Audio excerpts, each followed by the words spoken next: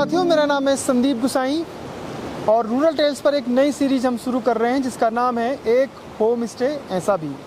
उत्तराखंड में जो ग्रामीण सुंदरता है और जो लैंडस्केप है वो यहाँ के गाँव को एक अलग श्रेणी देती है और इसीलिए यहाँ बहुत खूबसूरत होम स्टे हैं। आज हम उत्तरकाशी ज़िले के बारसू गाँव से शुरुआत कर रहे हैं एक होम स्टे ऐसा भी। इस सीरीज़ में हम होम स्टे की जानकारियाँ आपको देंगे, कैसे स्टे करना है, क्या खूबियाँ हैं इन होम स्टे की और किस तरीके से इन होम स्टे में रहकर आप हिमालय की तलहटी में बसे गाँव की जो सुंदरता है, जो नैसर्गिक सौंदर्य है, जो संस्कृति है और जो खान पान है उसका अनुभव ले सकते हैं। तो हमारी सीरीज़ में बने रहिएगा। समय समय पर हम इस पूरी सीरीज़ के जो वीडियो हैं वो आप तक लाते रहेंगे। एक्चुअली ये 2004-05 की बात है।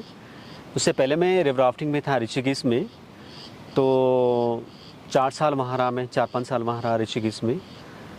और उस दौरान कई बाहर के लोगों से मुलाकात हुई, तो यही बातें चलती थी हमेशा कि किस तरह से जो है हम लोग पर्यटन को और बढ़ावा दे सकते हैं, ग्रामीण पर्यटन को ख़ास तौर से हम कैसे बढ़ावा दे सकते हैं।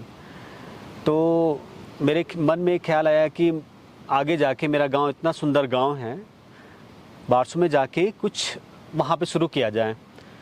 तो 2005 में मैंने रिवर राफ्टिंग छोड़ा और यहाँ पे ये सामने की जगह है, यहाँ पे टेंट एंड एकोमोडेशन 4-5 टेंट लगाए।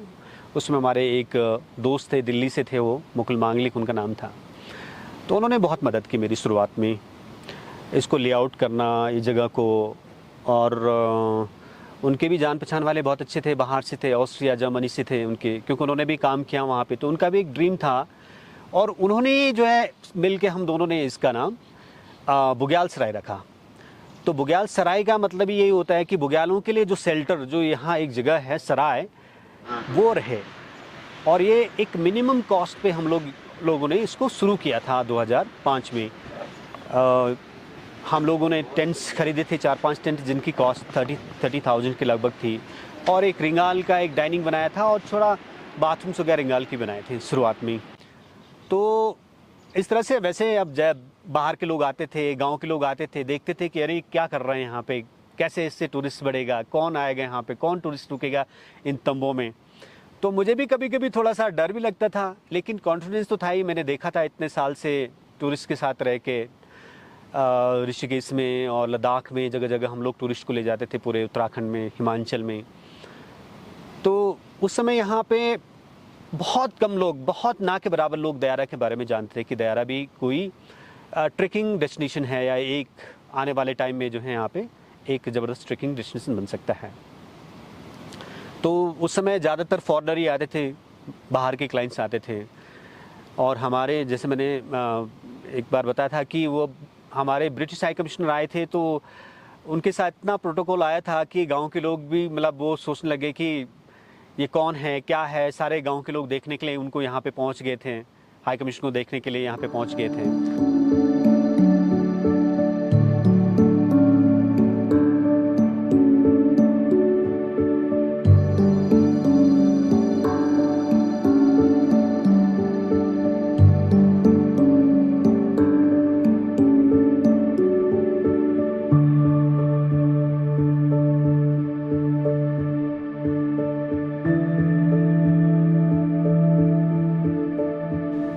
यहाँ के लोगों के लिए जो ना एक सबसे बड़ा जो मेन वो है हमारा लर्निंग का है, वो है फ्लोरा फोना।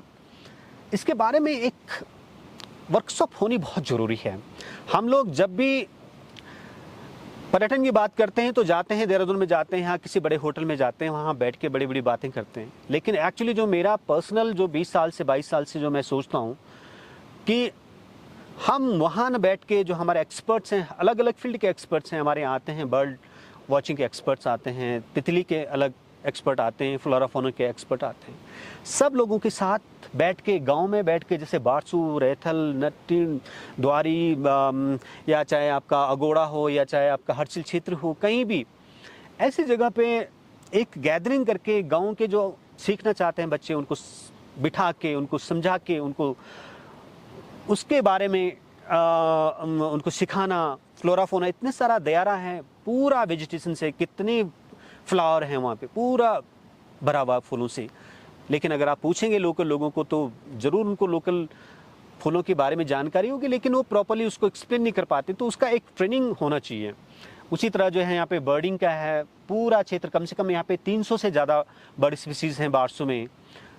तितलियाँ हैं, बहुत, तितली की सीज़न में इतनी सारी तितलियाँ होती हैं। हमारे पेड़ पौधे हैं, चाहे वो हमारे फ्रूट्स वाले पौधे हों हमारे यहाँ, लेकिन तो इनके बारे में भी बच्चों को, जो आजकल के नई जनरेशन को सिखाना बहुत ज़रूरी है। पूरा आपका पीछे जो है पूरा हिमालय क्षेत्र है, इन पीक्स के बारे में, इनकी हिस्ट्री हो गई, इन जो हमारे पीक्स हैं दिख रहे हैं हिमालय पूरे। और उससे बढ़कर एक और चीज़ होती है कि यहाँ की जो हमारी कहानियाँ हैं, लोकल कहानियाँ हैं, वो किसी न किसी रूप में उस पर्यटन से जुड़ी हुई हैं। तो ये सारी चीज़ें हैं जिनको जो है हम लोग बहुत सारे टूरिस्ट को अट्रैक्ट कर सकते हैं और एक बहुत बड़ा डेस्टिनेशन बना सकते हैं पूरे क्षेत्र को।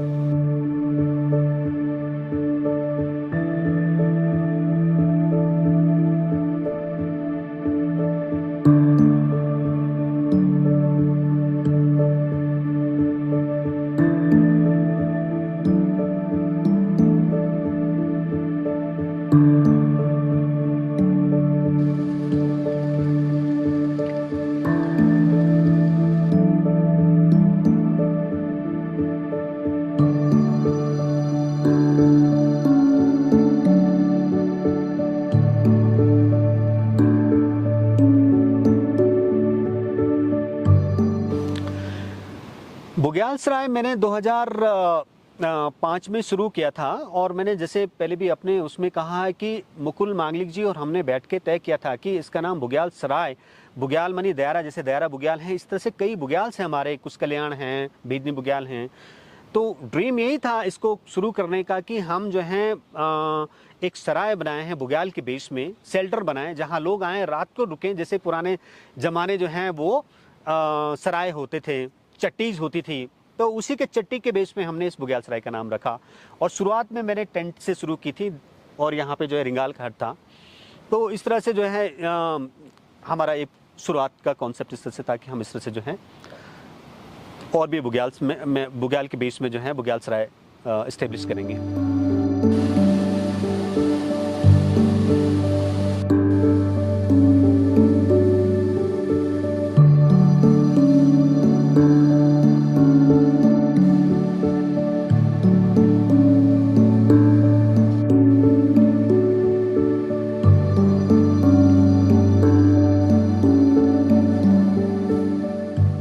बुग्याल सराय में एक खासियत और है कि यहाँ पर आपको लिटरेचर मिलता है, और जब भी किसी होम स्टे में आप जाएं, वहाँ पर आपको वहाँ की किताबें मिल जाएं अलग अलग लेखकों की।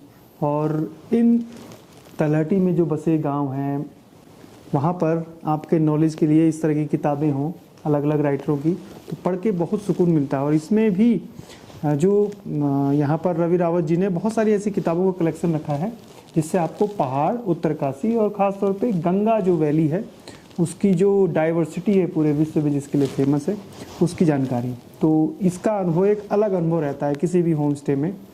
और हम कहीं भी जाते हैं किसी भी गांव में, तो ये ज़रूर कोशिश करते हैं कि अगर आप होम स्टे खोल रहे हैं तो एक बुक कलेक्शन ज़रूर रखें, और ख़ास तौर पे उस स्टेट की, उस अलग अलग लेखकों की, जिससे जिन लेखकों की किताबें फेमस हुई हैं, जिन्होंने पहाड़ के बारे में लिखा है, और ख़ास तौर पे उन लेखकों की भी जो अब्रॉड के, जैसे फॉरेन जितने भी लेखक हुए हैं, या फिर पश्चिम बंगाल के बहुत सारे लेखक हैं जिन्होंने पहाड़ को एक्सप्लोर किया है, उनकी किताबें जब रहती हैं तो पढ़ के बहुत सुकून मिलता है, और जो नॉलेज है ग्राउंड का वो होता है। तो एक ऐसी किताब मुझे मिली, पहाड़ की पुकार, जो चंद्रप्रभा एतवाल जो माउंटेनियर रही हैं उत्तरकाशी की, उनके कलेक्शन है अलग अलग स्टोरीज़ का, तो वही मैं पढ़ रहा हूँ उनकी जो स्टोरीज़ हैं।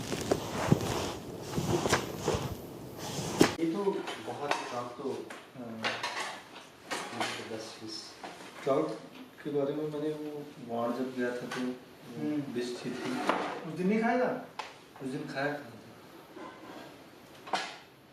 रात में तो पहुँचे वहाँ जैसे तैसे तो खाना बना। अच्छा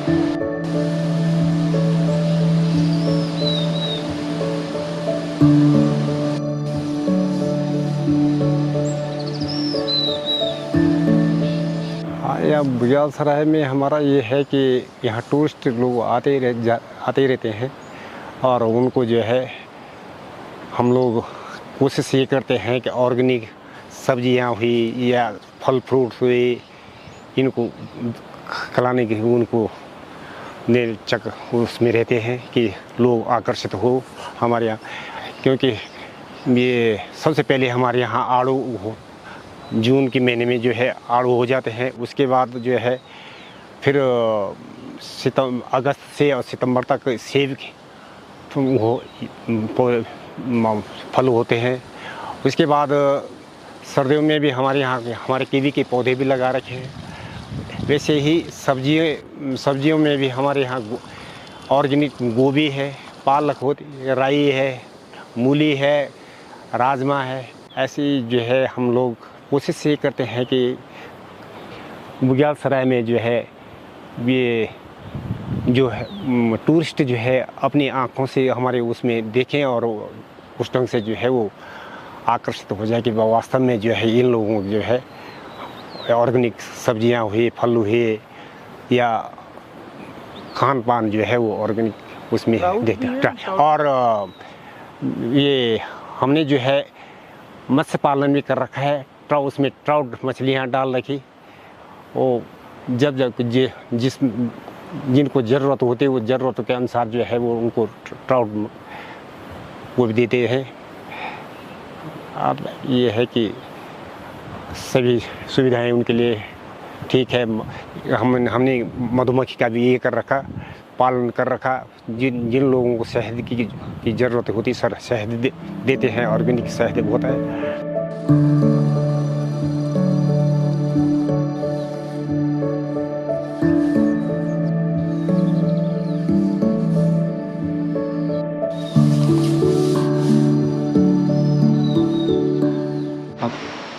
ये हमारी बालकोनी है, वुडन का हमारा पूरा टच दे रखा ऊपर, फिर आप देखोगे और इस तरह के फोटोग्राफ्स लगे हुए हैं। यहाँ आराम से बैठ के आप पूरे दिन भर हिमालय का व्यू, यहाँ से हिमालय बिल्कुल सामने दिख जाता सारा। और ये हमारा सामने डाइनिंग एरिया है और कुछ छत नीचे भी है। ये ग्राउंड एरिया है, ये पार्किंग एरिया है इस तरफ हमारा। और आपको अंदर दिखाती है बालकोनी है, दोनों तरफ की अलग अलग 2 हैं। इसमें 8 रूम हैं, 4 उस ब्लॉक में हैं, 4 इस ब्लॉक में हैं। ये रूम का स्टैंडर्ड रूम है, कोई लग्जरी नहीं है, बेसिक है, लेकिन हिमालय व्यू के साथ है। यहाँ से व्यू पूरा अंदर से आपको पूरा व्यू दिख जाएगा। यहाँ पे हमने एक एक्स्ट्रा बेड लगा रखा है, कभी ट्रिपल में शेयरिंग में अगर कोई रहता है तो ट्रिपल में भी रह सकते हैं, लेकिन वैसे डबल शेयरिंग का नहीं है, हमने कौन सा है। ये हमारा यहाँ अलमारी है एक कपड़े वपड़े रखने के लिए, ये मिरर है। और ये बाथरूम है हमारा, जिसमें जो है ये वेस्टर्न बाथरूम है।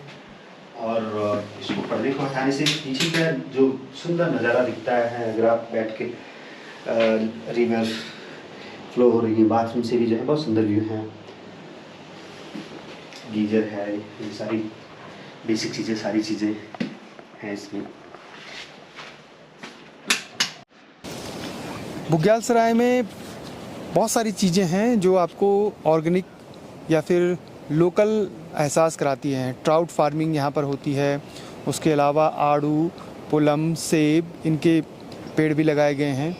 ऑर्गेनिक सब्जियां हैं, जैसे आलू है, बंद गोभी है, मटर है, बीन्स है, इनका भी उत्पादन किया जाता है। कुल मिलाकर इस छोटे से होम स्टे में आसपास आपको बहुत कुछ सीखने को मिलेगा।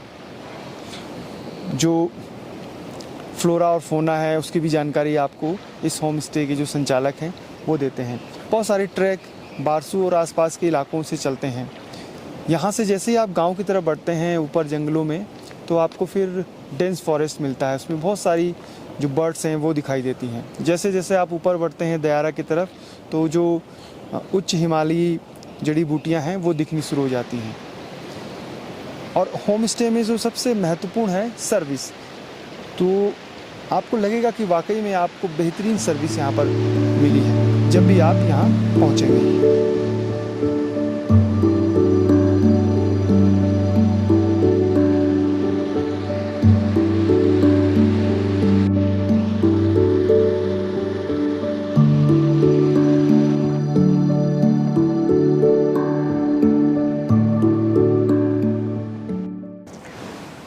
बुग्याल सराय होम स्टे की ये स्टोरी आपको कैसी लगी? मुझे उम्मीद है कि जो हमारी होम स्टे सीरीज़ है वो आपको पसंद आई। ये पहला जो वीडियो था। बुग्याल सराय में आने के लिए आप जो डिस्क्रिप्शन है उसमें नंबर डिटेल दी हुई है, आप कांटेक्ट कर सकते हैं और बुक कर सकते हैं। जब आप सर्दियों में आएंगे तो आपको ऊपर की पहाड़ियों में बर्फ़ मिलेगी। आप जब इस समय बरसात में आएंगे तो चारों तरफ जो है हरियाली मिलेगी। दयारा गिडारा का ये बेस पॉइंट है। बारसू और रैथल दोनों गांव में बहुत सारी, इनके अलावा भी बहुत सारे होम स्टे हैं, लेकिन इस होम स्टे की बात अलग है। फ़िलहाल संदीप गुसाई को इजाज़त दीजिए। होम स्टे और हमारी जो और कहानियाँ हैं वो आगे भी जारी रहेंगी। जय नंदा, जय हिमाल।